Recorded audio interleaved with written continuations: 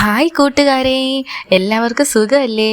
എൻ്റെ ഡ്രസ്സ് കണ്ട ആരും കരുതണ്ട ഞാൻ ഓണസദ്യ കഴിക്കാനാണ് ഇരിക്കുന്നതെന്ന്. നമ്മുടെ ചാനലിൽ 1K സബ്സ്ക്രൈബേഴ്സ് ആയതിനെ തുടർന്നുള്ള സന്തോഷം അടക്കാനാകാതെ ഒരു മന്തി കഴിക്കാൻ പോയ കഥയാണിത്.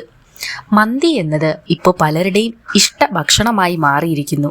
എന്നാൽ എനിക്കാണെങ്കിൽ അതൊരു വീക്ക്നെസ് ആണ്.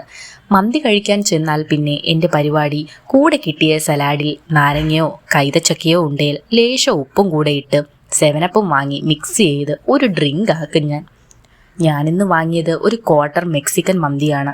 സാധാരണ അൽഫാം മന്തിയെ പോലെ അല്ല ഇത്. അല്പം സോഫ്റ്റ് ആണ്, അതുപോലെ സ്പൈസി ആണോ എന്ന് ചോദിച്ചാൽ അത്രയല്ല കേട്ടോ. മന്തിയോടുള്ള എൻ്റെ സ്നേഹം കണ്ടിട്ട് ഇപ്പോഴും ബിരിയാണി ലവേഴ്സ് മന്തിയെ കുറ്റം പറയുന്നത് കേൾക്കാം. ശരിക്കും ചിരി വരും.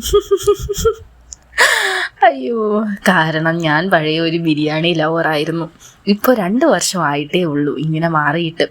ചാനലിൽ കുറേ മാറ്റങ്ങൾ കൊണ്ടുവരാൻ ഞാൻ ആഗ്രഹിക്കുന്നുണ്ട്. എല്ലാവരുടെയും സപ്പോർട്ട് എനിക്ക് വേണം. സബ്സ്ക്രൈബ് ചെയ്യാത്തവരുണ്ടെങ്കിൽ ജസ്റ്റ് ഒന്ന് സബ്സ്ക്രൈബ് ചെയ്ത് കൂടെ കൂടണേ. ഇന്ന് സ്വന്തം ജാസ്മിൻ. ടാറ്റാ, ഹാവ് എ പോളി ഡേ.